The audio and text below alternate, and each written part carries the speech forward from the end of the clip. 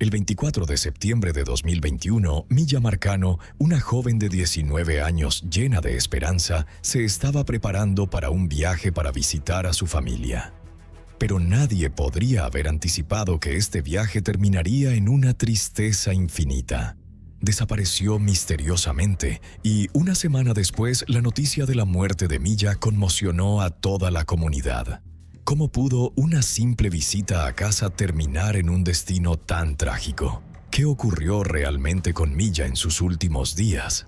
Oscuros misterios rodean el caso, dejando a todos luchando con una amarga verdad. Quizás nunca tengamos una respuesta completa sobre lo que realmente sucedió. Antes de comenzar, extendemos nuestras más profundas condolencias a las familias y seres queridos de la víctima. Que encuentren paz y fortaleza para superar esta profunda pérdida. Milla Marcano, de 19 años, nació en Pembroke Pines, Florida, de los padres Marlon y Emma. Tenía un hermano menor, Marlon Jr., a quien cariñosamente llamaba Munchie. Aunque sus padres se separaron cuando ella era pequeña, mantuvieron una relación cercana, y Milla y Marlon Jr. desarrollaron un gran vínculo con su madrastra, Giselle. Milla fue descrita como ambiciosa y aventurera, una persona leal y protectora, especialmente con su hermano. Su familia decía que irradiaba energía que naturalmente atraía a las personas hacia ella. Después de terminar la secundaria, quedarse en Florida era una prioridad para Milla porque amaba su vida allí. Inicialmente decidió asistir a la Universidad de Florida Central, pero luego se inscribió en la Colega Valencia para obtener un título asociado en artes. Su objetivo final era formarse en medicina deportiva o fisioterapia. El amor de Milla por las artes creativas, particularmente la moda y el diseño, era evidente.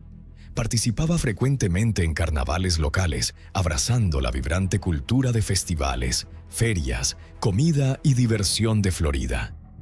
Era el escenario perfecto para su personalidad enérgica. Mientras estudiaba, Milla vivía en el complejo de apartamentos Arden Villas, que albergaba a muchos compañeros estudiantes. También consiguió un trabajo allí ayudando a arrendar apartamentos. Este rol era conveniente ya que no requería desplazamientos y se ajustaba perfectamente a su horario de estudios. Estando a solo una hora de vuelo de su familia, Milla los visitaba con frecuencia, asegurándose de no estar separada por mucho tiempo. El 24 de septiembre de 2021, Milla debía tomar un vuelo a casa para el fin de semana. Sin embargo, cuando no envió un mensaje de texto confirmando que había llegado al aeropuerto o que estaba abordando su vuelo, su familia se preocupó de inmediato. No era típico de Milla, que siempre estaba en comunicación cercana con ellos. Pasaron las horas y ya había pasado el tiempo en que se suponía que debía haber aterrizado, pero nunca bajó del avión. Para las 9:30 p.m. de esa noche del viernes, su familia ya no pudo racionalizar su falta de respuesta. Contactaron a la policía y solicitaron un chequeo de bienestar. La oficina del sheriff del condado de Orange envió al deputy Samir Paulino al apartamento de Milla en Arden Villas. Llegó a las 10:02 p.m., pero no encontró a nadie allí. En la inspección inicial, el exterior parecía normal, sin nada visiblemente fuera de lugar. Eventualmente, llegó la compañera de cuarto de Milla y pudieron acceder al apartamento. Llamaron a la puerta del dormitorio de Milla, pero no hubo respuesta. Cuando intentaron forzar la puerta, descubrieron que estaba cerrada por dentro. Asomándose por la ventana de su dormitorio, el deputy notó una pequeña estantería empujada contra la puerta. Logró abrir la ventana y entrar en la habitación. Lo que encontró fue profundamente inquietante. La habitación estaba en completo desorden. Había manchas rojas visibles en las almohadas. La ropa de cama estaba esparcida por todas partes y su equipaje, empaquetado y listo para su viaje al aeropuerto, estaba junto a su escritorio. Las cerraduras que su padre, Marlon, había instalado en las ventanas para mayor seguridad estaban rotas. También se encontró que algunas de las joyas de Milla estaban dañadas. A pesar de la perturbadora escena, no había señales de que Milla hubiera dejado a su familia. Y los investigadores tenían más preguntas que respuestas. Había mucho que analizar.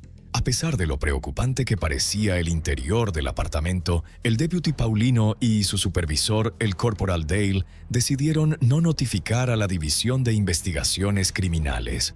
Paulino incluso abandonó la escena para responder a otras llamadas sin reportar la posible evidencia de un crimen que había descubierto. La compañera de cuarto de Milla, molesta y profundamente preocupada, rápidamente le proporcionó a la policía un nombre. Milla había estado recibiendo atención no deseada de un trabajador de mantenimiento en el complejo. Este hombre, Armando Caballero, de 27 años, había estado trabajando en Arden Villas desde junio de ese año. Se había vuelto cada vez más persistente, creando un ambiente incómodo para Milla. Según su compañera de cuarto y otros, Armando parecía obsesionado con Milla, una joven de 19 años, y encontraba constantemente excusas para interactuar con ella o invitarla a salir. Milla lo rechazó innumerables veces, pero su persistencia escaló hasta el punto en que comenzó a sentir miedo. En un incidente alarmante, le envió $700 a través de Cash App con el mensaje «Por ser bonita». Milla devolvió inmediatamente el dinero, pero no sabía qué hacer más que tratar de evitarlo por completo. Otras mujeres en el complejo de apartamentos compartieron experiencias similares con Armando. A medida que la policía recibía más informes, comenzó a surgir un patrón perturbador.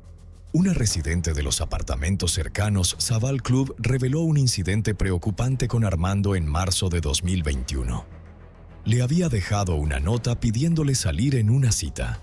Aunque dudosa, inicialmente aceptó, pero luego rechazó cuando él sugirió reunirse antes. No lo tomó bien y poco después le lanzaron un peso a la ventana en medio de la noche. Temiendo por su seguridad debido a su comportamiento, ella estaba segura de que era Armando y contactó a la policía. Esto solo sumó a la creciente evidencia de que las interacciones de Mia con él eran parte de un patrón más amplio de acoso y conductas inquietantes. Se registraron y realizaron algunas búsquedas, pero en última instancia el caso fue desestimado y no se presentaron cargos. Solo un par de meses después, Armando comenzó a trabajar en Arden Villas. Cuando la familia de Milla llegó alrededor de las 13:00 am para ayudar con la búsqueda, rápidamente señalaron varios detalles al deputy Paulino que sentían no estaban siendo debidamente reconocidos. Uno era un cúter amarillo debajo de la cama. Otro era el oso de peluche de la infancia de Milla, que su familia explicó que siempre llevaba consigo en los viajes, sin importar cuán breves fueran. La presencia de ambos objetos en la habitación les pareció profundamente inusual. Una hora después, a las 4:00 am, apareció un rostro familiar fuera del apartamento de Milla, el propio Armando, acompañado por su compañero de cuarto. Para entonces ya eran casi las 5:06 am. Armando había terminado su turno y no tenía una razón legítima para estar en la escena. Dado lo que ya sabían sobre él, la familia de Milla se sintió profundamente inquieta por su llegada repentina. ¿Por qué se estaba entrometiendo en la investigación? Cuando los detectives interrogaron a Armando sobre por qué estaba allí, afirmó que había estado hablando por teléfono con una compañera de trabajo, Tati, quien supuestamente le había informado que Milla estaba desaparecida. Esta, dijo, era la razón de su presencia. Sin embargo, la familia de Milla y quienes estaban cerca de ella rápidamente señalaron inconsistencias en su historia. Cuestionaron su mención de Tati, ya que nadie, ni siquiera la compañera de cuarto de Milla, la conocía. Señalaron que, aunque Armando afirmaba que Tati era una amiga y que habían pasado tiempo juntos, nadie en el complejo la conocía. Las amigas más cercanas de Milla, que vivían en el mismo complejo, habían llegado temprano para buscarla. Pero Tati era un misterio para todos. La naturaleza sospechosa de su implicación planteó aún más preguntas mientras la búsqueda de Milla continuaba. La familia de Milla estaba convencida de que había más en la historia, especialmente considerando todo lo que Milla les había compartido, y exigieron respuestas. Armando negó todas sus acusaciones, insistiendo en que no había visto a Milla por el complejo durante horas antes de que ella desapareciera. Afirmó que no tenía nada más que agregar. Los detectives lo presionan, señalando que hay mensajes de texto entre él y Milla, incluidos mensajes sobre darle sus ahorros de toda la vida y enviarle dinero a través de Cash App. Armando responde de manera defensiva, ofreciendo contactar a la policía para obtener sus registros telefónicos y demostrar su inocencia. Cuando se le pregunta sobre su comportamiento, una persona insinúa que la evidencia apunta a la obsesión de Armando con Milla. Armando responde que es solo de mi parte y los acusa de distorsionar la situación. Otro miembro de la familia protesta por su falta de preocupación, preguntando por qué no se preocupó horas antes. Armando respondió que no pensaba que fuera serio y sugirió que el teléfono de Milla podría estar apagado o que podría aparecer más tarde. A pesar de sus crecientes preocupaciones, los detectives concluyeron que no tenían una razón sólida para continuar interrogando a Armando, y mucho menos para arrestarlo. Con eso, Armando abandonó el complejo. Un chequeo de antecedentes posterior reveló que era un delincuente con antecedentes penales. En 2017, Armando fue condenado por asalto agravado con un arma mortal. En 2013, fue arrestado por usar un dispositivo destructivo que causó daños a la propiedad y por disparar un arma en propiedad escolar. En el condado de Polk, los deputies del sheriff fueron llamados al campus de la Universidad Warner después de informes de una bomba detonando dentro de un dormitorio. Según el informe, Armando admitió haber utilizado el dispositivo explosivo improvisado como una broma a otros residentes del dormitorio. Afortunadamente, nadie resultó herido. Un guardia de seguridad en el complejo de apartamentos de Milla logró levantar huellas dactilares de su ventana usando cinta. Sin embargo, el deputy Paulino no recogió la evidencia, afirmando que no era un caso de alta prioridad y que el guardia podía quedarse con la cinta. El mismo guardia también notó un destornillador y una funda de teléfono celular en el asiento trasero del auto de Armando. Desafortunadamente, sin una orden, las autoridades no pudieron registrar el vehículo. El sheriff del condado de Orange, John Mina, comentó sobre la situación declarando: "No hay suficiente en ese video o de lo que ocurrió esa noche para justificar un arresto o detener a esta persona".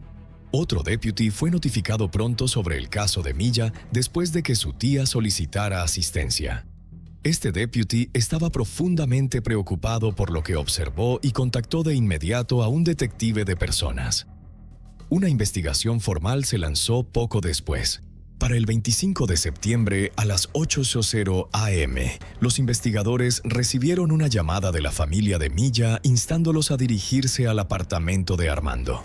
Aún sospechando de él y convencidos de que sabía más de lo que admitía, la familia había comenzado una vigilancia secreta.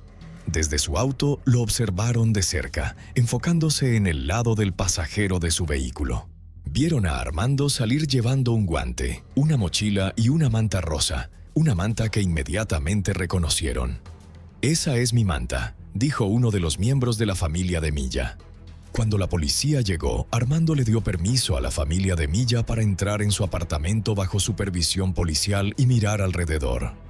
Pero nada podía ser tocado o movido, ya que las autoridades aún no tenían una orden de registro adecuada. A las 3:00 p.m., horas después, Armando salió de su apartamento. Solo una hora y media después de eso, la policía confirmó oficialmente que ahora era un sospechoso en la desaparición de Milla Marcano. Las autoridades estaban trabajando urgentemente para asegurar una orden de registro adecuada, que finalmente fue aprobada poco más de 24 horas después de que Milla fue reportada como desaparecida. A las 9:35 p.m. de esa misma noche, Armando envió un mensaje de texto. Para sorpresa de todos, desapareció poco después. La especulación creció. ¿Era posible que Milla estuviera siendo retenida en algún lugar contra su voluntad? ¿Había ido Armando a encontrarse con ella, reubicarla o incluso huir del área? La policía simplemente no lo sabía. Para entonces habían pasado 3 largos días desde que alguien había tenido noticias de Milla Marcano, de 19 años. Su familia emitió un desesperado llamado, pidiéndole que, si podía oírlos o verlos, les hiciera saber que estaba a salvo. A pesar de la situación, seguían teniendo la esperanza de que Milla estuviera viva. Un miembro de la familia compartió que creían que Armando podría haberles dado una señal de que Milla estaba en la zona, expresando esta creencia como un sentimiento personal desde el corazón. Los familiares, incluidos algunos que viajaron desde el sur de Florida, se unieron a voluntarios locales el martes para ayudar en la búsqueda de Milla. El padre de Milla expresó su creciente miedo y desconsuelo, luchando por encontrar las palabras adecuadas. Explicó que su relación había sido de constante comunicación, y ahora, al no poder tener noticias de ella ni saber dónde estaba, se sentía devastado. Enfatizó lo inusual que era esta situación para Milla, y su voz estaba llena de emoción mientras hablaba. Cientos de voluntarios se habían unido a la búsqueda, recorriendo millas y millas de terreno, pero aún no había rastro de Milla en ninguna parte. El análisis del apartamento de Milla reveló un detalle crítico. A las 2:14 p.m., solo 3 horas antes de que la viesen por última vez, una llave maestra había accedido a su unidad. Sin embargo, esta no era su llave. La llave estaba vinculada nada menos que a Armando. Verificaciones adicionales confirmaron que él accedió a su apartamento nuevamente a las 4:34 p.m. Milla había regresado brevemente a su apartamento para recoger su bolso y dirigirse al aeropuerto, pero trágicamente nunca llegó allí. Esto sugería que Armando había estado dentro del apartamento de Milla, aguardando su regreso. A las 5:52 p.m., las cámaras de seguridad capturaron el vehículo de Armando saliendo del complejo Arden Villas. La imagen de Milla entrando en su apartamento esa tarde, sin saber del peligro, ahora llevaba un peso inquietante. Su madre, desconsolada, dijo que gritó al ver la imagen de Milla entrando en su apartamento, deseando que no entrara. Deseaba cualquier cosa, una distracción, un retraso, que pudiera haber evitado que entrara.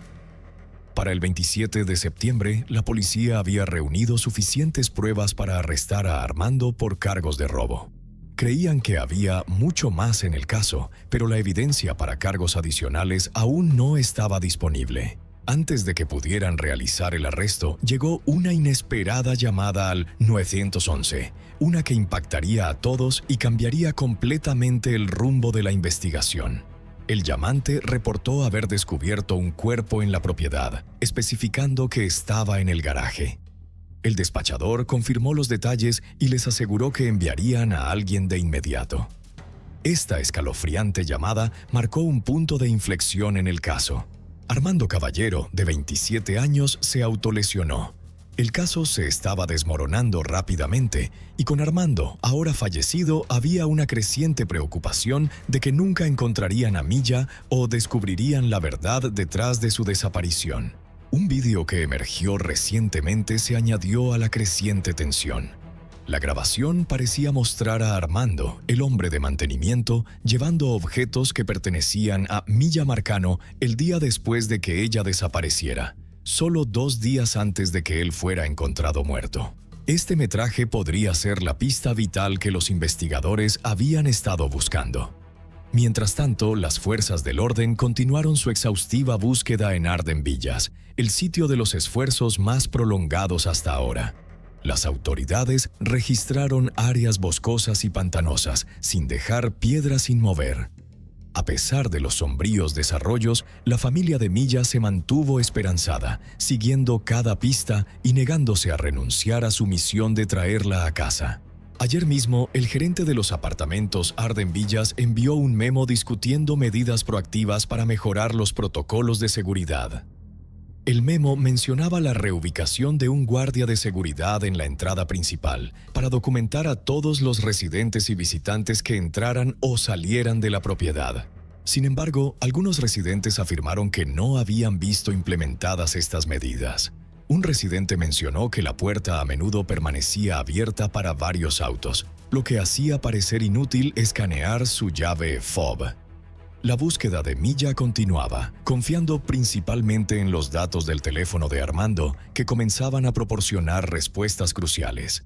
A las 7:01 p.m., aproximadamente 2 horas después de que Milla fuera vista por última vez, Armando registró una llamada de mantenimiento para la unidad de Milla.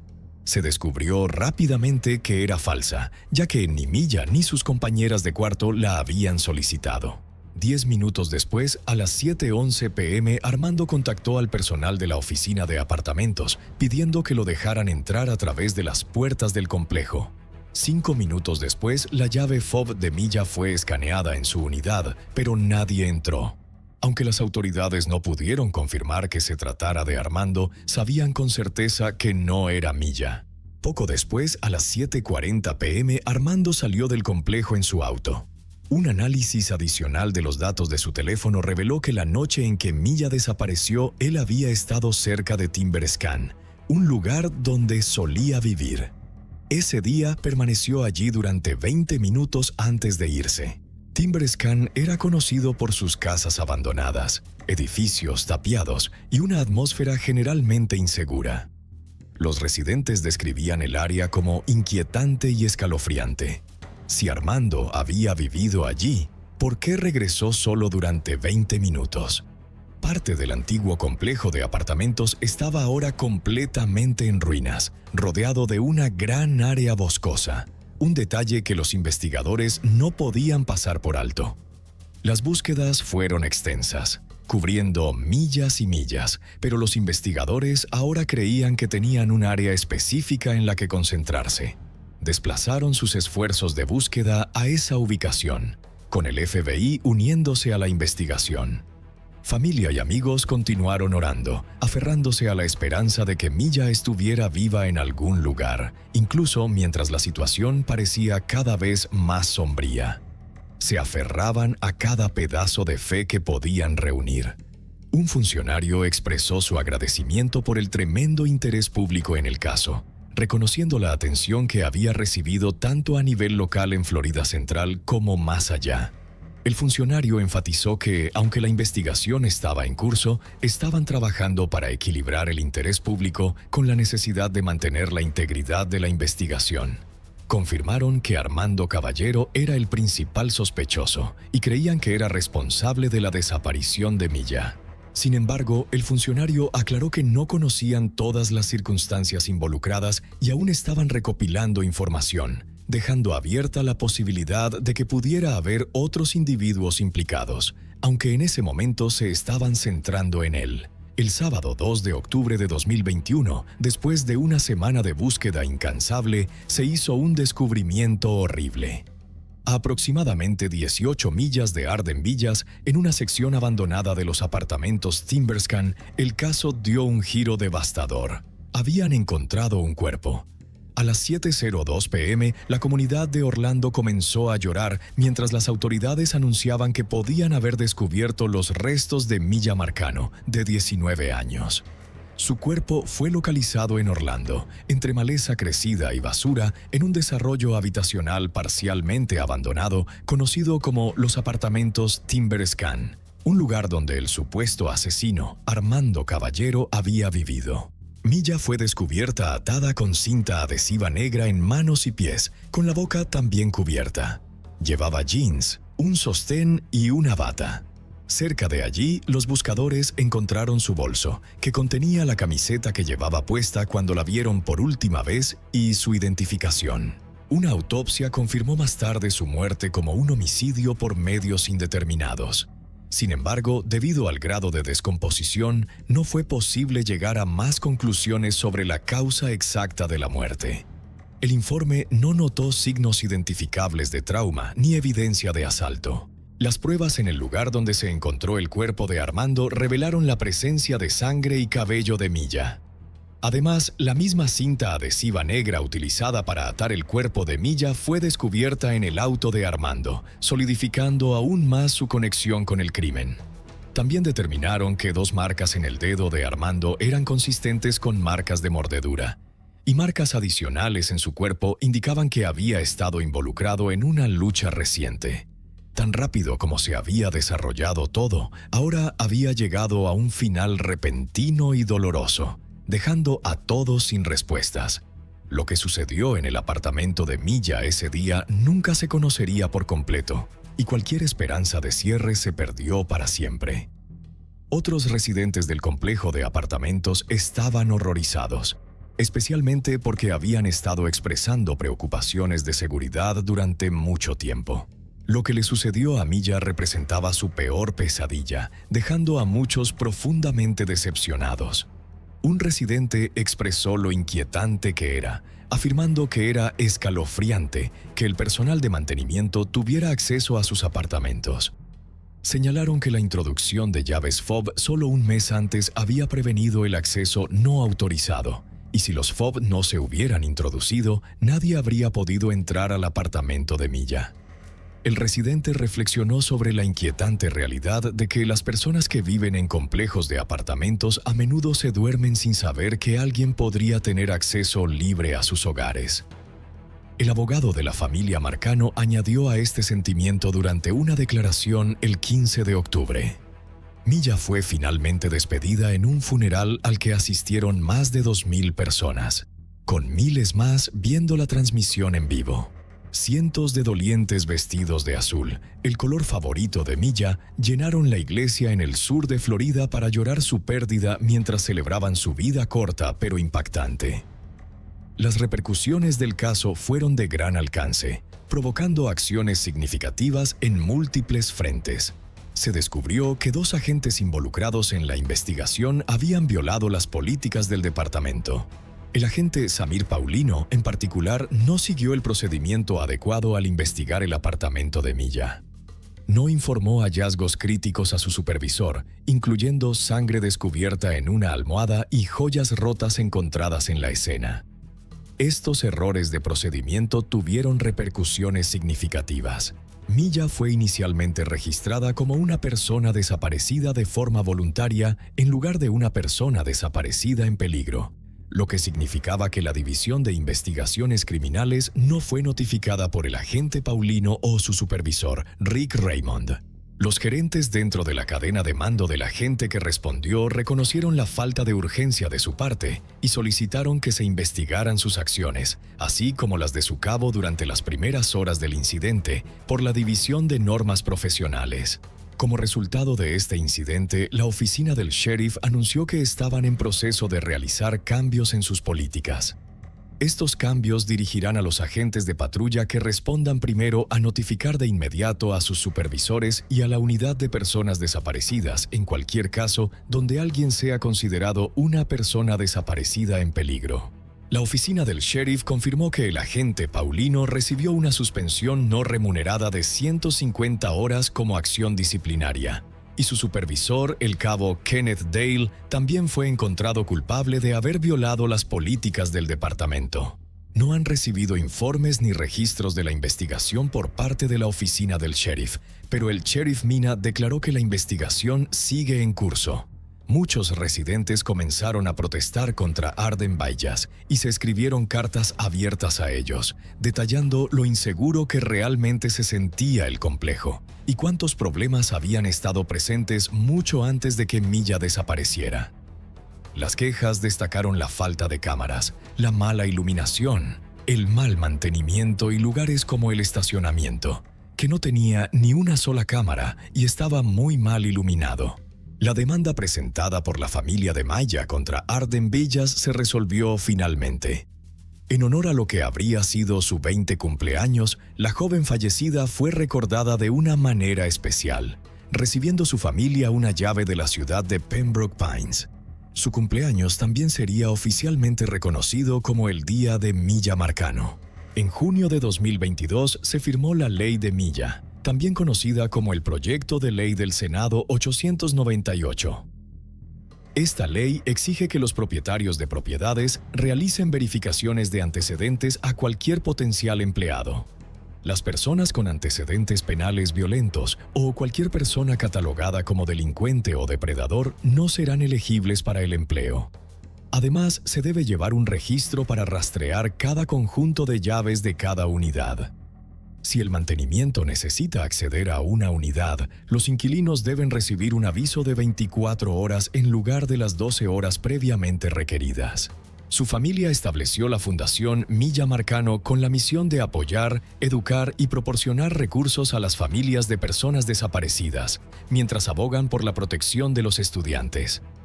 De manera notable, también ayudan a apoyar las búsquedas de otras personas desaparecidas y ofrecen apoyo a las familias que atraviesan lo que ellos vivieron.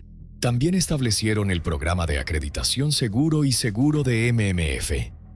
El objetivo de MMF es ayudar a garantizar que los complejos departamentales y las viviendas de múltiples unidades sean lo más seguras posible, al tiempo que proporcionan desarrollo profesional para el personal.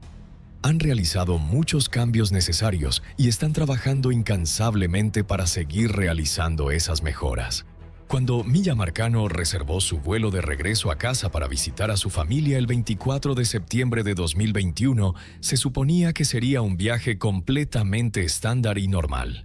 Lo que sucedió tan rápido, en tan corto periodo de tiempo, perseguirá para siempre a todos los que la conocieron. Aún hay tantas preguntas, y nadie está ahí para responderlas. La tía de Milla reflexionó sobre la naturaleza efímera del tiempo, dándose cuenta de que nunca se puede dar por sentado. La vida, dijo, es demasiado corta. Cuando hablaba de Milla o miraba hacia el pasado, siempre había creído que tenía todo el tiempo del mundo para atesorar esos momentos. El hermano de Milla compartió la profunda tristeza que siente ahora, afirmando que no importa cuán maravillosas sean las cosas buenas en su vida, nunca le traerán verdadera felicidad. Se le recuerda una y otra vez que ya no puede llamar a su hermana para compartir esos momentos y que ella no estará allí para celebrarlos con él. La madre de Milla habló sobre cómo la vida continúa para todos los demás, mientras ella aún está atrapada en la lucha por juntar las piezas del rompecabezas de la ausencia de su hija. No sabe si alguna vez encontrará las respuestas, pero sigue intentando. Piensa en Milla todos los días, cada hora, cada minuto, y siente su presencia en todas partes. Se encuentra mirando las fotos de Milla, pero sabe que un día no habrá más fotos ni más recuerdos que crear. Las imágenes de su hija se desvanecerán lentamente, al igual que todo lo demás, y en su corazón Milla seguirá teniendo 19 años para siempre. La verdad permanecerá enterrada para siempre, ya que el único sospechoso en el caso ha fallecido. La justicia, sin importar cuán clara se vuelva, no puede aliviar el profundo dolor que la familia de Milla debe soportar. Milla se ha ido para siempre, y su muerte permanecerá sin explicación. La verdadera razón y el motivo detrás de ella seguirán siendo un misterio. A pesar de esto, la familia de Milla nunca la olvidará. Aunque no pueden cambiar el pasado, continuarán viviendo con la esperanza de que ella todavía esté en algún lugar, eternamente con 19 años, siempre vibrante y llena de vida, como una estrella brillante en sus recuerdos. El protagonista de la historia de hoy es Michael Polite, quien nació el 3 de noviembre de 1984. Todos lo llamaban Bernie porque su segundo nombre era Bernard. Era el hijo menor de Rita y Edward Polite, quienes también tenían dos hijas, Crystal y Melanie. Michael estaba muy unido a ambas hermanas. Todos crecieron en el pequeño pueblo rural de Hopewell, Missouri, aproximadamente a 70 millas al suroeste de la ciudad más grande, San Luis. Los habitantes del pueblo mantenían un estilo de vida tranquilo y medido. Las puertas y ventanas de las casas permanecían sin seguro. Los niños montaban sus bicicletas por las carreteras sin miedo a ser atropellados por autos y se quedaban fuera hasta tarde con amigos. Rita y Edward Polite se casaron cuando aún eran adolescentes, formando una familia a una edad bastante joven. Como suele suceder, pronto comenzaron los desacuerdos entre ellos. La joven pareja no estaba en absoluto preparada para los desafíos de la vida matrimonial, pero Rita amaba profundamente a Edward y no podía perdonarle mucho. Sin embargo, sus discusiones solo empeoraron con los años, evolucionando hacia la violencia doméstica por ambas partes. Lo peor de todo es que los niños fueron testigos de tal comportamiento adulto. Michael, como el único hijo, era el favorito de mamá. A su vez, también estaba muy unido a su madre. Las constantes peleas y conflictos entre sus padres afectaron negativamente el desarrollo de la personalidad del adolescente. Le costaba ver cómo su madre sufría por los enfrentamientos con su padre, pero aún así seguía perdonándolo. Cuando Michael asistía a la escuela primaria, ella iba a todos sus eventos deportivos, partidos de béisbol y juegos de fútbol.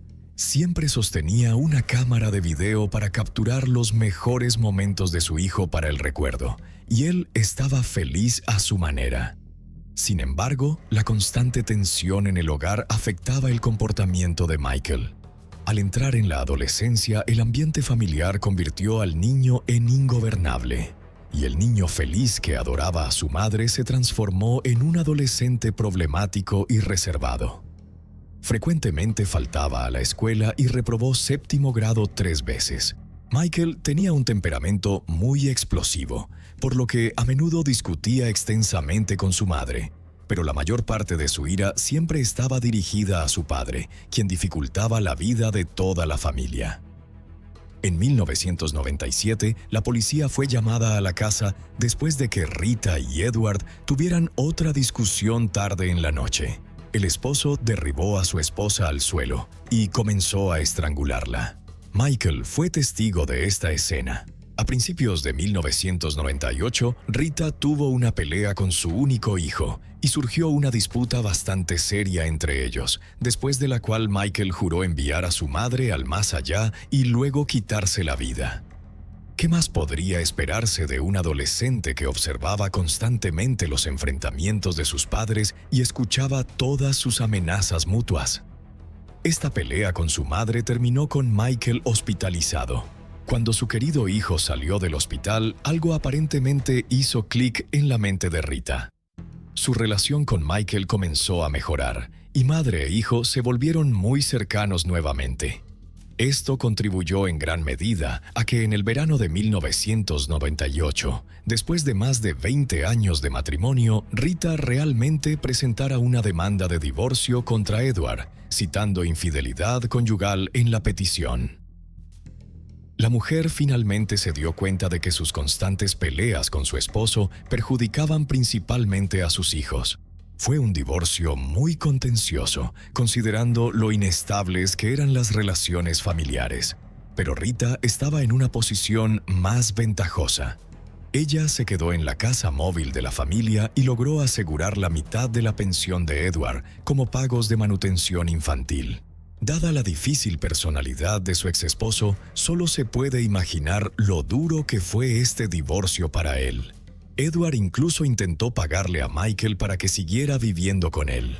Por supuesto, el adolescente no tenía intención de hacerlo, ya que se mantenía más unido a su madre. Pero al final tuvo que dividir su tiempo entre sus padres, quienes recibieron la custodia compartida de él. El 4 de diciembre de 1998, Rita Polite, de 40 años, trabajó su turno en el bar y luego pasó tiempo con amigos para celebrar la finalización de su divorcio, que había ocurrido 4 días antes. Michael tenía 14 años en ese momento, así que era lo suficientemente mayor para quedarse solo en casa. Alrededor de las 7:00 p.m., el chico se aburría y decidió montar su bicicleta hacia la tienda de abarrotes local. En el camino, Michael se encontró con su amigo, Josh Sansusi, de 15 años, y lo invitó a pasar la noche. Era común que los adolescentes se quedaran a dormir en casa de sus amigos. En la casa móvil, los chicos jugaron al ajedrez y a videojuegos. Cuando se aburrieron, se dirigieron a las vías del tren cerca de la casa de Michael y encendieron una fogata. Esto también era un entretenimiento habitual para todos los niños en áreas rurales. Rita regresó a casa alrededor de las 11:00 p.m. Trajo unos sándwiches para los chicos y luego se fue directo a su habitación. Le deseó buenas noches a su hijo y le pidió que no se quedara despierto hasta muy tarde. Michael y Josh aún no estaban listos para dormir. Decidieron divertirse más y escuchar música. Después de eso, Michael se acomodó en su cama mientras Josh hacía su cama en el suelo junto a ella. No podían dormir durante mucho tiempo, recordando cosas tontas y tratando de contener la risa para no despertar a Rita. A la mañana siguiente, alrededor de las 6:00 am, ambos chicos se despertaron con un olor sofocante. Cuando abrieron los ojos, una bruma blanca colgaba en la habitación de Michael, del tipo que normalmente aparecía cuando algo se estaba quemando en la cocina. Michael se levantó de la cama y fue a ver qué había pasado, pero tan pronto como abrió la puerta del dormitorio, fue golpeado por una pared de humo blanco. El joven llamó a su mamá, pero Rita no respondió. Entonces salió corriendo, agarró la manguera del jardín y regresó rápidamente. Notó que el auto de su madre estaba en el camino, lo que significaba que Rita estaba en casa. Lo primero que hizo fue correr a la habitación de su madre. Ella no respondía, posiblemente había perdido el conocimiento por inhalación de humo. Sin embargo, lo que esperaba al chico era una escena completamente diferente. En el dormitorio, la mujer yacía en el suelo. Sus piernas estaban manchadas de sangre y su parte superior del cuerpo estaba en llamas. El cabello en la nuca del adolescente se erizó. Cayó de rodillas y simplemente no sabía qué hacer. Luego abrió el agua y trató de apagar las llamas, pero la manguera no alcanzaba la habitación. El sonido crepitante del fuego consumiendo el cuerpo de su madre atormentó a Michael durante muchos años. Después de la tragedia, a menudo se despertaba por la noche y percibía ese olor incomparable de horror. Todo eso vino después, pero en ese momento el adolescente estaba haciendo todo lo posible por apagar el fuego en la habitación de su persona más cercana. Mientras tanto, su amigo Josh salió corriendo en busca de ayuda. Alguien entre los vecinos escuchó los gritos y llamó a la policía y a los bomberos. Los oficiales que respondieron describieron la escena como una pesadilla sacada de una película de terror. La casa olía a humo y carne quemada. Después de que se extinguió la fuente del fuego, se hizo evidente para los investigadores que estaban tratando con un crimen. Resultó que Rita Polite había sufrido heridas graves infligidas por un objeto contundente. La mayoría de las heridas estaban concentradas en su cabeza y parte superior del cuerpo, y había sangre por todas partes en el suelo, los muebles y las paredes del dormitorio. Esto indicaba que había tenido lugar una lucha seria en la habitación. Aparentemente, la mujer luchó por su vida hasta el final. El jefe de bomberos determinó que se había utilizado un acelerante para incendiar el cuerpo sin vida de Rita Polite. No se encontró ninguna otra evidencia en la escena. Los detectives registraron minuciosamente la casa de arriba a abajo, pero no encontraron nada. Ni arma del crimen, ni signos de entrada forzada, ni pistas forenses de ningún tipo. Michael primero llamó a sus hermanas, Crystal y Melanie, y les dijo que alguien había irrumpido en su casa y atacado a su mamá. Ambas jóvenes, que vivían por separado en ese momento, se apresuraron a la casa móvil para recoger a su asustado hermano menor. Encontraron a Michael en el asiento del pasajero de un auto de policía. Su rostro estaba manchado de hollín, marcado con pálidas huellas de lágrimas. El chico estaba literalmente loco de dolor, habiendo tenido que extinguir las llamas sobre el cuerpo sin vida de su madre.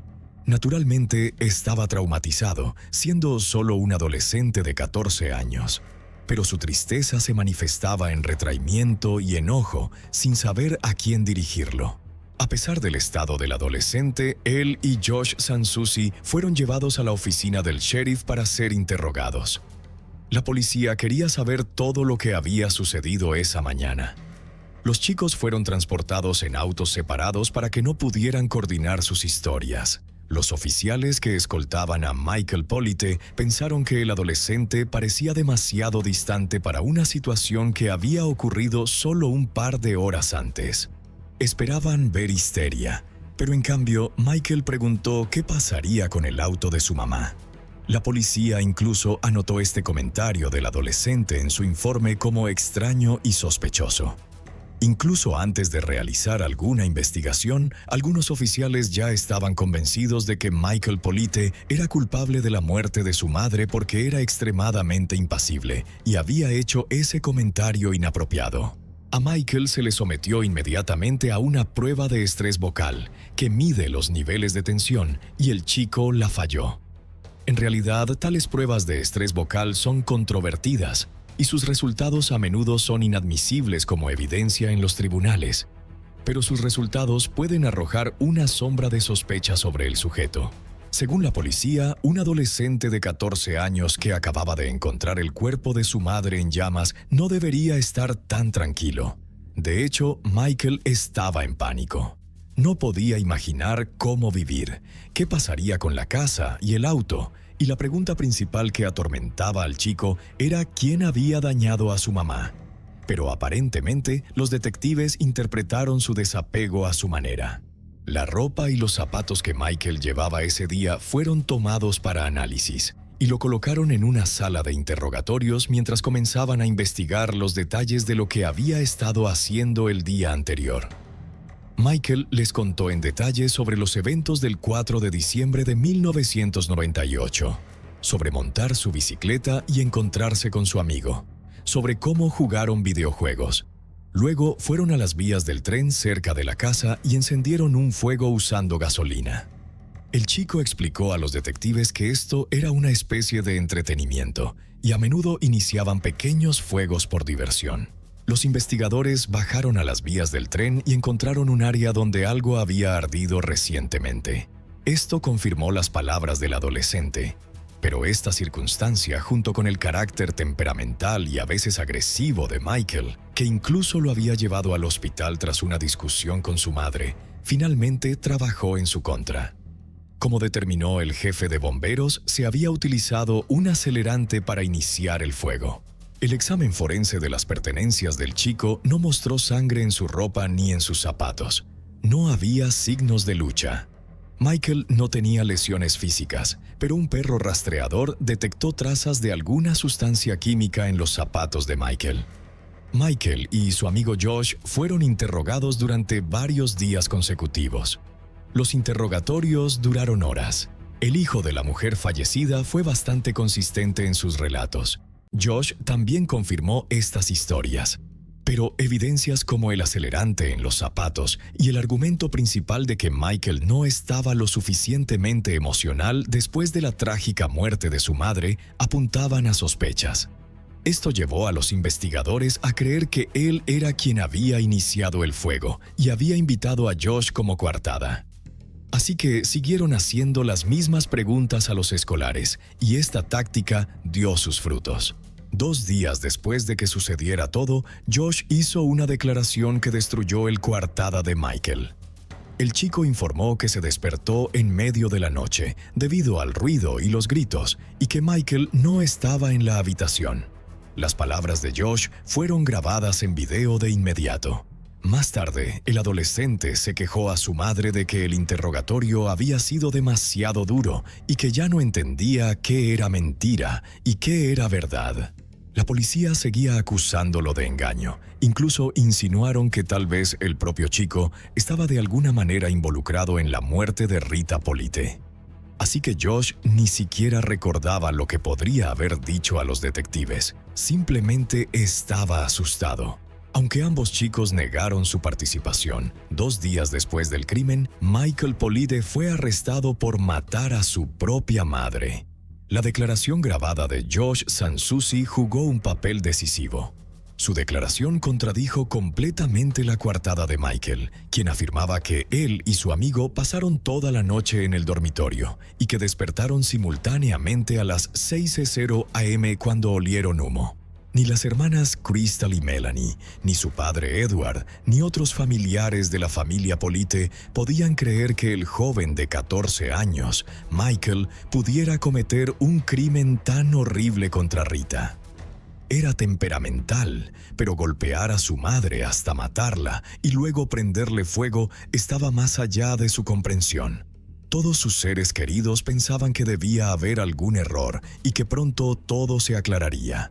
Pero el chico pasó los siguientes 3 años en custodia, esperando juicio. Después de este periodo, el fiscal se acercó a Michael Polite con una oferta de acuerdo de culpabilidad, según la cual el joven tendría que declararse culpable de homicidio intencional y recibir un máximo de 15 años de prisión en lugar de cadena perpetua. Si hubiera aceptado, los procedimientos judiciales se habrían limitado a la sentencia. Michael Polite tuvo que rechazar la oferta, ya que había estado declarando ferozmente su inocencia todo este tiempo e insistía en que nunca cometería un crimen contra su mamá, la persona más cercana a él. Así que, en última instancia, el caso fue a juicio. El juicio comenzó en enero de 2002. En ese momento, Michael ya tenía 17 años y le asignaron un defensor público que prácticamente no tenía experiencia legal. Para el abogado novato, este fue el primer caso serio que involucraba una muerte que manejó de manera independiente. El equipo de la fiscalía presentó su evidencia más convincente, a saber, los zapatos, donde el perro rastreador detectó la presencia de un acelerante. Pruebas posteriores también confirmaron este hecho. El fiscal utilizó efectivamente la propia historia de Michael sobre cómo el acelerante podría haber llegado a su zapato en su contra. Los investigadores y expertos presentaron evidencia afirmando que las trazas del fuego que los adolescentes habían encendido por entretenimiento en las vías del tren y las trazas del fuego en la casa de los Polite eran idénticas. Además, un testigo se presentó afirmando que varias semanas antes de la tragedia vio a Michael sentado en el porche después de otra discusión con su madre, encendiendo un encendedor con rabia. Esto parecía bastante amenazador. Josh Sansusi no testificó. El jurado tampoco vio la grabación en video de su interrogatorio, donde esencialmente admitió que Michael no estaba en la cama la noche del crimen. El gran jurado solo fue informado de que Josh había recibido inmunidad. Esto sugería que el amigo del acusado poseía información valiosa, ya que habían hecho un trato con él. Sin embargo, era extraño que no lo llamaran como testigo de la acusación. Finalmente, para fortalecer su caso contra Michael, el fiscal llamó a 3 testigos diferentes que habían trabajado en el centro de detención juvenil durante la estancia de Michael allí. Los 3 insistieron en que el chico había confesado haber matado a su madre. Aproximadamente un mes después de que Michael ingresara en la detención juvenil, intentó quitarse la vida, gritando que no le importaba porque había quitado la vida a su madre. Los 3 escucharon esto y lo anotaron en sus informes. Michael no tuvo la oportunidad de impugnar lo que se dijo, porque cuando llegó el momento de que el equipo de defensa presentara su caso, el abogado declaró que no había tenido tiempo para preparar a Michael para testificar. En su lugar, la defensa argumentó que no había evidencia directa que vinculase a Michael con el crimen. A pesar de la brutalidad del ataque, Michael no tenía lesiones en su cuerpo ni sangre en su ropa, y el acelerante podría haber llegado a sus zapatos cuando los adolescentes estaban encendiendo la fogata en las vías del tren. Este fue el alcance de la presentación del abogado. No se llamaron testigos en defensa del acusado, ni siquiera a sus hermanas que conocían el carácter del adolescente. El abogado se basó principalmente en el hecho de que no se encontró ninguna arma del crimen en la casa y que Michael no tenía ni sangre ni lesiones, a pesar de que todo indicaba una feroz lucha entre la víctima y el agresor. No se presentaron otros posibles sospechosos, a pesar de que había personas con motivos, pero por alguna razón todos se olvidaron de ellos colectivamente. La atención de los investigadores, los jurados y el público se centró únicamente en el adolescente problemático, que a menudo discutía con su madre. Después de un juicio de 3 días, el jurado fue enviado a deliberar, lo que duró 4 horas. Regresaron con un veredicto de culpabilidad. Michael Polite fue declarado culpable de homicidio en 2º grado y condenado a cadena perpetua. Fue enviado a la prisión estatal de Missouri, una vez llamada las 47 acres más sangrientos de América. Aquí, el joven de 18 años fue constantemente atacado por otros reclusos y para sobrevivir y protegerse de alguna manera, se unió a una pandilla, convirtiéndose en un skinhead. Luego se volvió adicto a sustancias prohibidas para sobrellevar las consecuencias de su condena. Su padre, Edward Polite, contrató a un abogado para presentar una apelación, lo que requirió un esfuerzo considerable por parte de la familia, pero la apelación fue rechazada. Edward le dijo a su hijo que había vuelto a contratar a los mismos abogados para seguir con la apelación, pero por alguna razón comenzaron a ignorarlo y no respondían a sus llamadas ni correos electrónicos. Edward amenazó con presentar una queja contra ellos. Sin embargo, más tarde resultó que el hombre no los había contactado en absoluto, engañando a su propio hijo. Después de esto, Michael nunca quiso hablar con su padre nuevamente. Ya estaba luchando tras las rejas, cumpliendo condena por un crimen brutal del que lo acusaban, y la traición de Edward se convirtió en la gota que colmó el vaso. Michael Polite efectivamente perdió la oportunidad de presentar una apelación debido a esta situación con los abogados. El joven se sumió en la oscuridad de la adicción dañina solo para poder sobrellevar su vida arruinada. 5 años después de su condena, Michael intentó liberarse de la trampa que había creado para sí mismo y se puso en contacto con una organización sin fines de lucro que manejaba investigaciones, procedimientos legales y la exoneración de hombres y mujeres condenados erróneamente en 5 estados, incluido Missouri. Afortunadamente, aceptaron su caso. Desde ese momento, Michael nunca volvió a usar sustancias ilegales. Se dio cuenta de que había encontrado apoyo y tarde o temprano el equipo de profesionales podría demostrar su inocencia y sacarlo de prisión. A pesar de su situación desfavorable, el joven se mantuvo optimista. La organización trabajó en la investigación de la trágica muerte de Rita Polite durante los siguientes 10 años. Eventualmente, los abogados Tricia Bushnell, Megan Crane y Mark Emerson se unieron al caso. El nuevo equipo de defensa desglosó el caso de Michael hasta los más pequeños detalles y examinó toda la evidencia presentada por la acusación. Los abogados creían que Michael fue condenado simplemente porque era esencialmente un adolescente indefenso. La única persona que sin duda habría estado al lado de Michael era su madre, Rita. Pero lamentablemente ella ya no estaba viva. Su fallecimiento marcó el comienzo de la desintegración de la vida de su querido hijo. Los nuevos abogados destruyeron casi por completo el caso de la acusación. Como se mencionó antes, el jefe de bomberos había testificado que se había utilizado un acelerante en la escena del crimen. Resultó ser meramente una especulación, ya que no se realizaron pruebas de laboratorio. El examen reveló que, en realidad, no se utilizó ninguna sustancia química para aumentar el fuego. Por lo tanto, el acelerante en los zapatos de Michael no podía servir como evidencia de su participación. Los zapatos de Michael también fueron enviados al laboratorio para un nuevo examen. La conclusión stated que no había trazas de acelerante en las botas del adolescente y la sustancia química encontrada se utilizó en la fabricación de zapatos. Se había identificado erróneamente como gasolina. El laboratorio criminal del estado de Missouri estuvo de acuerdo con esto, afirmando en su informe que los solventes encontrados en el adhesivo para zapatos tenían similitudes con la gasolina. A finales de los años 90, esta información no era ampliamente conocida. La siguiente línea de la acusación involucró el testimonio de 3 testigos que supuestamente escucharon a Michael confesar haber matado a su madre.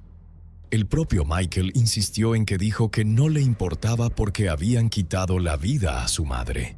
El joven se refería a los perpetradores que atacaron a Rita, y en ese momento, de hecho, estaba bajo un severo estrés y contemplando quitarse la vida.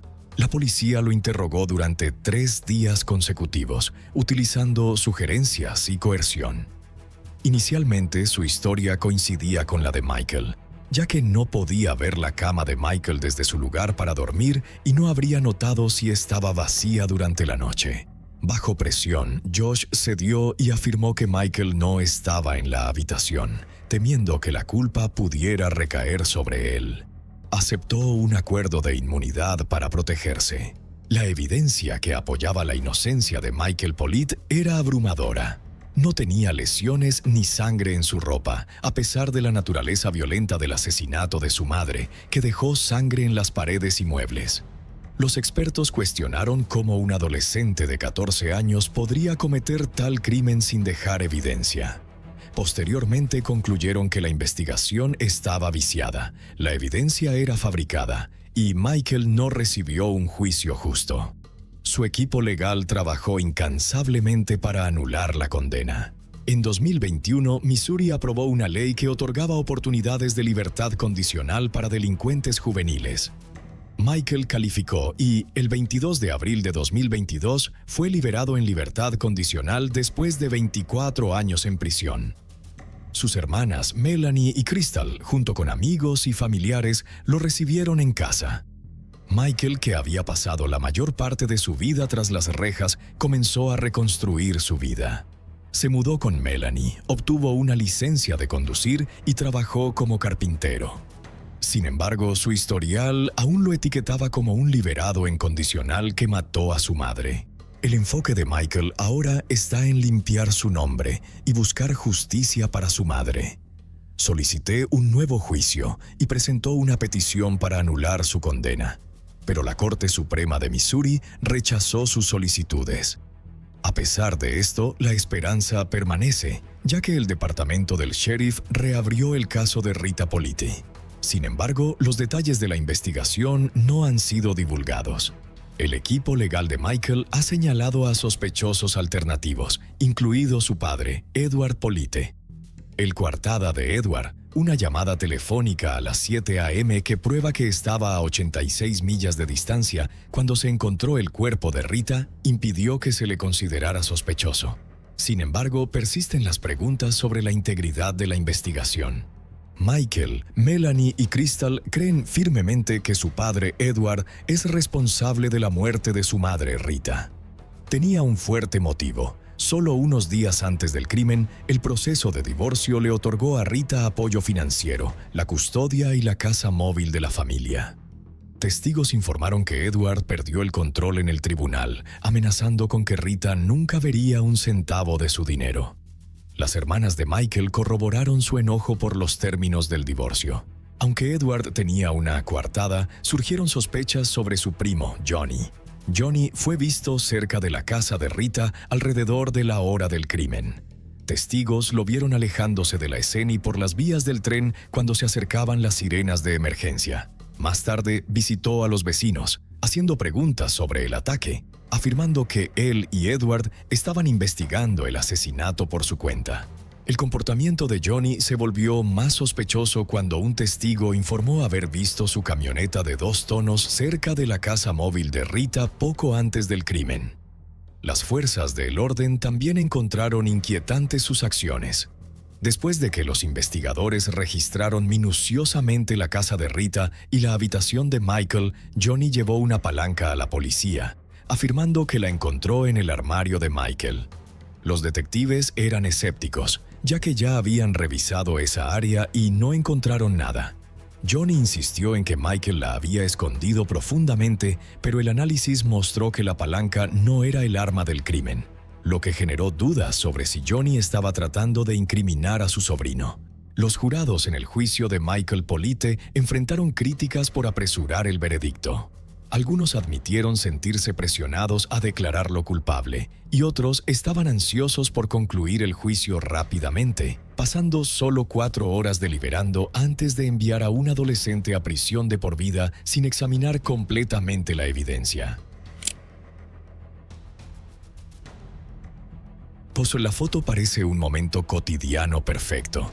Sydney Sutherland sonríe con dulzura junto a su novio Alex y su pequeño caniche negro, con la luz suave del sol tocando sus hombros.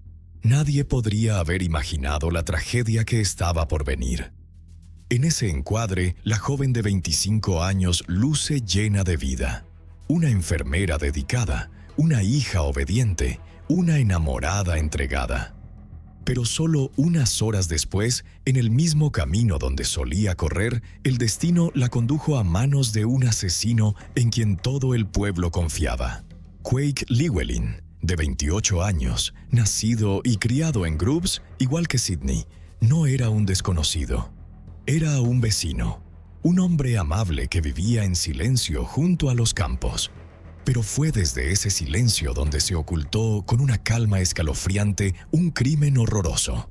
Si quieres saber lo que realmente ocurrió ese día y por qué todo Estados Unidos quedó sin palabras al escuchar la confesión, quédate hasta el final del video. En un día sofocante de agosto de 2020, una enfermera de 25 años salió a correr como de costumbre por una carretera rural familiar y desapareció sin dejar rastro. No hubo llamadas, ni mensajes, ni el más mínimo indicio. Su teléfono estaba en silencio. Toda actividad en redes sociales se detuvo repentinamente. Para sus seres queridos, esa fue la primera señal de alarma. Para los habitantes del pequeño pueblo en Arkansas, fue el inicio de la mayor búsqueda que jamás hubieran presenciado. Nadie pudo imaginar que este caso implicaría engaño, una fachada de amabilidad, vigilancia secreta y un nivel de cálculo frío que desafiaba la comprensión. Pero en ese momento solo había un camino vacío, la luz del atardecer y una joven que nunca regresaría a casa. Sydney Sutherland nació en Grubbs, Arkansas, en una familia modesta y muy unida. Era la menor de 3 hermanos y siempre tuvo un vínculo especialmente profundo con su madre, Maggie. No existía distancia emocional entre ellas. Hablaban todos los días, compartían todo y siempre se apoyaban mutuamente en todo sentido. Su relación era casi un reflejo. Esa cercanía moldeó el carácter de Sydney. Creció con sensibilidad, calidez y accesibilidad. Estudiaba bien, vivía con humildad y valoraba el orden y la disciplina. Las personas naturalmente la veían como alguien en quien se podía confiar. Desde pequeña tuvo un profundo deseo de ayudar a los demás, por lo que elegir convertirse en enfermera no sorprendió a nadie. Tras graduarse de la secundaria, Sydney se inscribió en un programa médico y rápidamente comenzó a trabajar en el Harris Medical Center, donde pronto se hizo conocida como alguien que no solo cuidaba a los pacientes, sino que brindaba consuelo con solo su presencia. Fuera del trabajo, llevaba una vida personal plena. Vivía con su novio, Alex, tenía un perro, amaba a sus sobrinas y sobrinos y apreciaba profundamente las tradiciones familiares. La actividad física era una parte importante de su estilo de vida. El ejercicio la ayudaba a manejar el estrés y a mantener el equilibrio. En agosto de 2020, la familia se fue de vacaciones a Florida, creando momentos particularmente memorables. Nadaron, pasearon, tomaron fotos. Nadie sospechaba que esos serían los últimos momentos de la vida que conocían. Sydney regresó a casa sintiéndose renovada y lista para volver a su ritmo habitual. Quake Llewellyn nació en el mismo condado y vivía a solo unos kilómetros de Grubbs. Provenía de una familia de agricultores con larga trayectoria, propietaria de una cantidad considerable de tierras. La familia Llewellyn era ampliamente conocida y respetada en la zona. Eran vistos como personas honestas, trabajadoras y sólidas. En 2016, incluso fueron reconocidos como Familia Agricultora del Año, un título oficial pero prestigioso en el condado de Jackson. Desde joven, Llewellyn trabajó en el campo, manejaba maquinaria, ayudaba en las tareas de temporada y se encargaba de labores diarias. Su historial parecía perfecto, sin infracciones, sin quejas, nada fuera de lo común. Era callado y reservado, pero nunca había generado preocupación. Los vecinos lo describían como un solitario, alguien que se ocupaba de sus propios asuntos y no buscaba atención. No era extrovertido, pero nadie lo consideraba una amenaza. Solo alguien callado, no aterrador.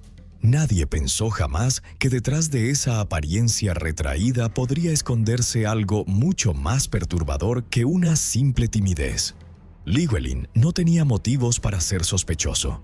Parecía existir en los márgenes de la sociedad, fuera de vista, evitando conflictos, escapando de toda sospecha. Y esa misma ausencia de señales de advertencia se convirtió en la ilusión más peligrosa. En un abrasador día de agosto de 2020, los mundos de Sydney y Llewellyn aún no se habían cruzado, al menos no todavía. Sus vidas corrían en paralelo. Ella vivía entre personas, cuidados, confianza. Él entre máquinas, tierra y silencio. Compartían solo la geografía y la ilusión de seguridad en un pueblo pequeño donde todos se conocían. Pero el destino los unió de una manera que nadie podría haber previsto. 19 de agosto de 2020. La mañana comenzó como cualquier otra. Sydney Sutherland condujo hasta Jonesboro para una sesión personal de entrenamiento en el gimnasio. La sesión duró aproximadamente 1 hora. Después volvió a casa. Las cámaras de seguridad la grabaron bajándose del auto, recogiendo sus pertenencias, entrando a la casa y luego saliendo de nuevo, con ropa deportiva, luciendo tranquila y confiada, sin señales de cansancio ni malestar. Después, Sydney pasó por la casa de su madre para entregar el correo del viaje. Una visita breve, la conversación fue como siempre. Dijo que pensaba hornear galletas o brownies. Compartió sus planes, dijo que quería salir a correr. Su madre le aconsejó suavemente que no lo hiciera, recordándole que ya había hecho ejercicio y que ese día hacía mucho calor.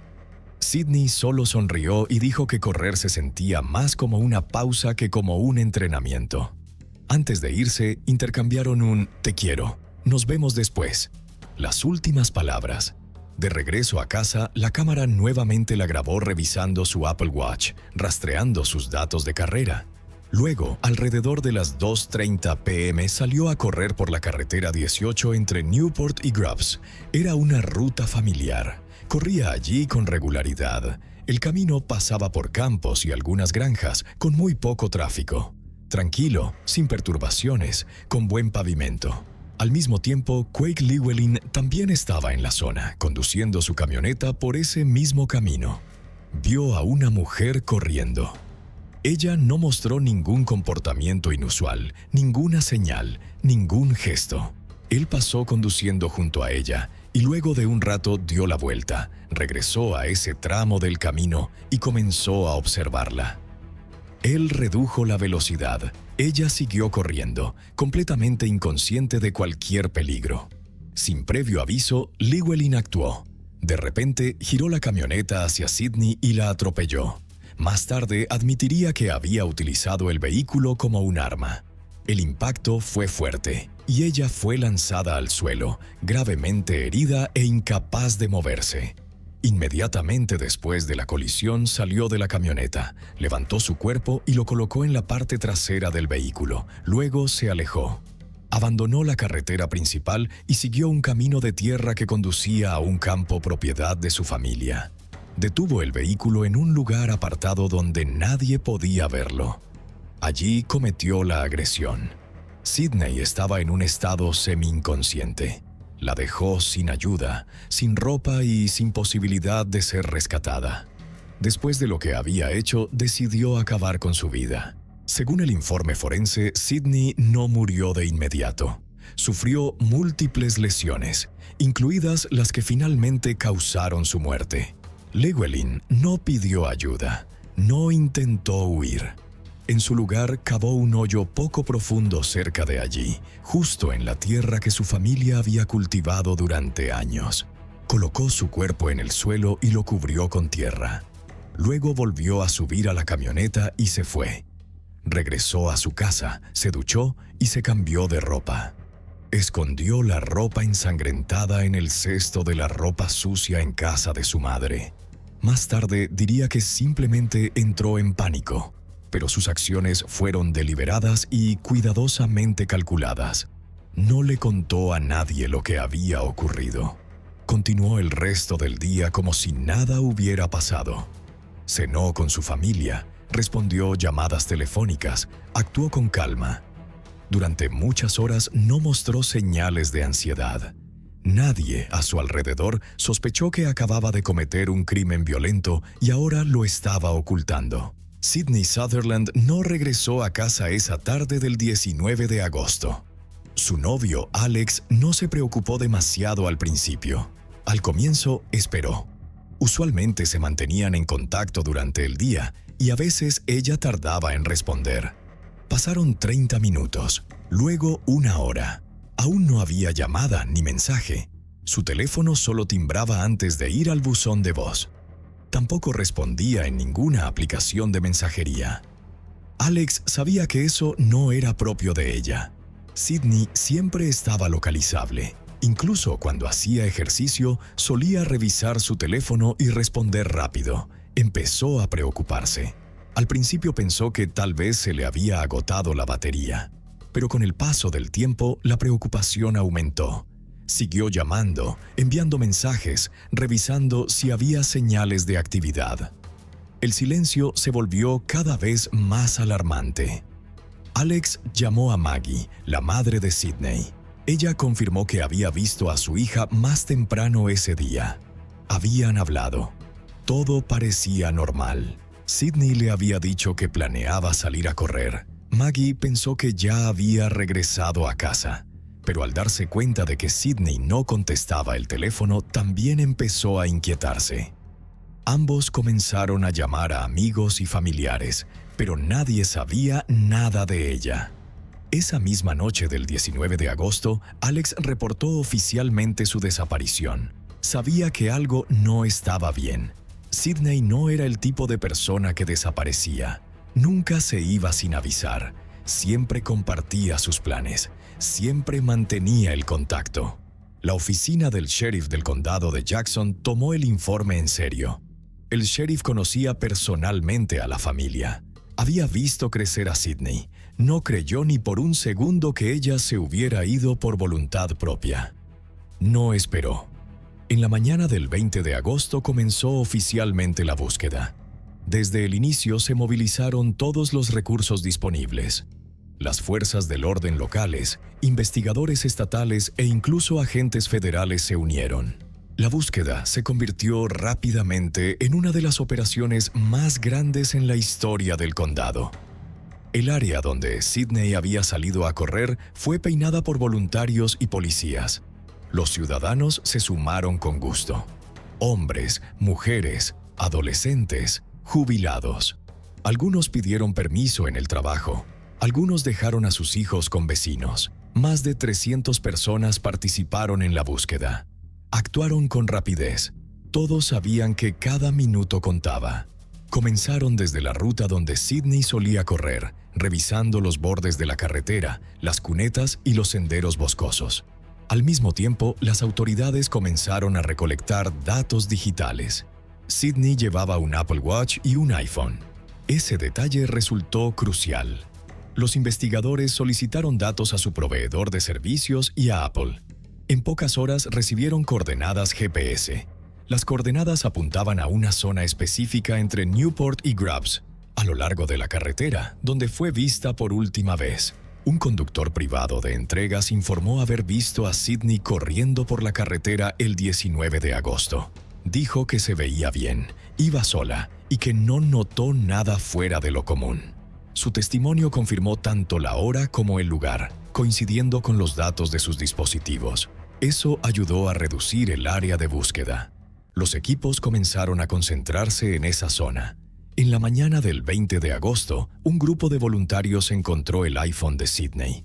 Estaba tirado en el suelo, no muy lejos de su casa. El teléfono no estaba dañado. Simplemente yacía sobre la hierba. Parecía que alguien lo había arrojado allí deliberadamente. No parecía algo que se hubiera caído por accidente.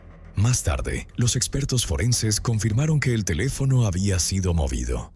A partir de ese momento, su desaparición dejó de considerarse ordinaria. Los investigadores comenzaron a tratar el caso como un posible crimen. Cualquier persona que hubiera estado en la zona en ese momento fue puesta bajo observación. Docenas de personas fueron interrogadas, entre ellas Quake Llewellyn. Él acudió voluntariamente a la comisaría. Disminuyó la velocidad. Ella seguía corriendo, completamente inconsciente de cualquier peligro. Sin advertencia alguna, Llewellyn actuó. De repente giró el volante de la camioneta hacia Sydney y la atropelló. Más tarde, admitiría que había usado el vehículo como un arma. El impacto fue fuerte y ella salió despedida al suelo, gravemente herida e incapaz de moverse. Inmediatamente después de la colisión, él bajó de la camioneta, levantó su cuerpo y lo colocó en la parte trasera del vehículo y se alejó. Salió de la carretera principal y tomó un camino de tierra que llevaba a un campo propiedad de su familia. Detuvo el vehículo en un lugar remoto, donde nadie pudiera verlo. Allí cometió la agresión. Sydney estaba en un estado semiconsciente. La dejó sin ayuda, sin ropa y sin posibilidad alguna de ser salvada. Después de lo que había hecho, decidió terminar con su vida. Según el informe forense, Sidney no murió de inmediato. Sufrió múltiples heridas, incluidas las que eventualmente causaron su muerte. Llewellyn no pidió ayuda, no intentó escapar. En cambio, cavó un hoyo poco profundo cerca de ahí, justo en la tierra que su familia había cultivado durante años. Colocó su cuerpo en el suelo y lo cubrió con tierra. Luego volvió a subir a la camioneta y se fue. Regresó a casa, se duchó y se cambió de ropa. Escondió la ropa ensangrentada en el cesto de ropa sucia en casa de su madre. Más tarde diría que simplemente había entrado en pánico, pero sus acciones fueron deliberadas y cuidadosamente calculadas. No le dijo a nadie lo que había sucedido. Continuó el resto del día como si nada hubiera pasado. Cenó con la familia, respondió llamadas telefónicas, actuó con calma. Durante muchas horas no mostró señales de ansiedad. Nadie a su alrededor sospechaba que acababa de cometer un crimen violento y que ahora lo estaba ocultando. Sydney Sutherland no regresó a casa esa noche, el 19 de agosto. Su novio, Alex, al principio no se preocupó demasiado. Esperó. Normalmente se mantenían en contacto durante el día y a veces ella respondía con lentitud. Pasaron 30 minutos, luego 1 hora. Aún no había llamada ni mensaje. Su teléfono solo timbraba antes de pasar al buzón de voz. Tampoco respondió en ninguna aplicación de mensajería. Alex sabía que eso no era típico de ella. Sydney siempre estaba localizable. Incluso cuando hacía ejercicio, solía revisar su teléfono y responder con rapidez. Empezó a preocuparse. Al principio pensó que quizás se le había acabado la batería del celular. Pero con el paso del tiempo, la preocupación creció. Siguió llamando, enviando mensajes, revisando si había alguna señal de actividad. El silencio se volvió cada vez más alarmante. Alex llamó a Maggie, la madre de Sydney. Ella confirmó que había visto a su hija más temprano ese día. Habían hablado. Todo parecía normal. Sydney había dicho que planeaba salir a correr. Maggie pensó que ya había regresado a casa, pero cuando se dio cuenta de que Sydney no contestaba el teléfono, también empezó a preocuparse. Ambos comenzaron a llamar a amigos y familiares, pero nadie había escuchado nada de ella. Esa noche, el 19 de agosto, Alex reportó oficialmente su desaparición. Sabía que algo estaba mal. Sydney no era el tipo de persona que desaparecía. Nunca se iba sin avisar a alguien. Siempre compartía sus planes. Siempre se mantenía en contacto. La oficina del sheriff del condado de Jackson tomó el reporte con seriedad. El sheriff conocía personalmente a la familia. Había visto crecer a Sydney. No creyó ni por un segundo que se hubiera ido por su cuenta. No esperó. En la mañana del 20 de agosto comenzó oficialmente la búsqueda. Desde el principio se movilizaron todos los recursos disponibles. Fuerzas del orden locales, investigadores estatales e incluso agentes federales se unieron. La búsqueda se convirtió rápidamente en una de las operaciones más grandes en la historia del condado. La zona donde Sydney solía correr fue rastreada por voluntarios y policías. Los ciudadanos se unieron con entusiasmo. Hombres, mujeres, adolescentes, jubilados. Algunos pidieron días libres en el trabajo. Algunos dejaron a sus hijos con vecinos. Más de 300 personas se unieron a la búsqueda. Actuaron con rapidez. Todos lo sabían. Cada minuto contaba. Comenzaron desde la ruta de trote de Sydney, revisando los márgenes del camino, zanjas de drenaje y senderos boscosos. Al mismo tiempo, las autoridades comenzaron a recopilar datos digitales. Sydney llevaba un Apple Watch y un iPhone. Ese detalle resultó ser crucial. Los investigadores solicitaron datos a su proveedor de servicios y a Apple.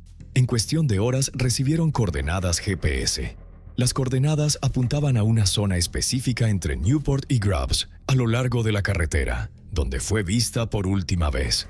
Un repartidor privado informó haber visto a Sydney corriendo por la carretera el 19 de agosto. Dijo que la vio bien, que estaba sola y que no notó nada fuera de lo común. Su testimonio confirmó tanto la hora como la ubicación, coincidiendo con los datos de sus dispositivos. Eso ayudó a reducir la zona de búsqueda. Los equipos comenzaron a concentrar sus esfuerzos en esa área. En la mañana del 20 de agosto, un grupo de voluntarios encontró el iPhone de Sydney. Estaba tirado en el suelo, no muy lejos de su casa. El teléfono no estaba dañado, simplemente estaba allí, en el césped. Parecía como si alguien lo hubiera arrojado deliberadamente, no como algo que se hubiese caído al azar. Más tarde, los expertos forenses confirmaron que el teléfono había sido movido. Desde ese momento, su desaparición dejó de considerarse ordinaria. Los investigadores comenzaron a tratarlo como un posible caso criminal. Cualquiera que hubiera estado en la zona en ese momento fue puesto bajo escrutinio. Docenas de personas fueron interrogadas, entre ellas Quake Llewellyn. Se presentó voluntariamente en la estación. Declaró que había visto a Sydney y que quería ayudar con la investigación. Dijo que esperaba ser útil e incluso se ofreció a colaborar. Según él, ella había estado corriendo sola y parecía estar bien. Insistió en que no había notado nada sospechoso. A primera vista, su declaración no generó preocupación. Incluso aceptó que los investigadores revisaran su camioneta. Su padre tampoco se opuso. La inspección comenzó de inmediato. Los oficiales revisaron la camioneta pick-up. Durante el examen de la parte trasera descubrieron rastros de sangre. Esa fue la primera gran contradicción en el testimonio de Llewellyn. Hasta ese momento, él nunca había mencionado ningún contacto físico. La presencia de sangre cambió por completo la dirección de la investigación. El vehículo dejó de ser considerado irrelevante. Ahora se convertía en una posible herramienta usada en el crimen. Luego, los investigadores examinaron los rastros digitales de Llewellyn. Los datos de ubicación de su teléfono mostraban que el día en que Sydney desapareció, él había estado en la misma zona que ella. Las coordenadas coincidían con su ruta casi al minuto. Su teléfono y el dispositivo de ella se movieron al mismo tiempo. No era coincidencia. Era una superposición directa. Siguieron surgiendo pruebas adicionales. Cámaras de seguridad instaladas en la granja de la familia Llewellyn captaron imágenes de la camioneta. Primero se vio al vehículo saliendo de la propiedad, luego, un tiempo después, regresó. De regreso, la caja de la camioneta estaba cubierta con una lona.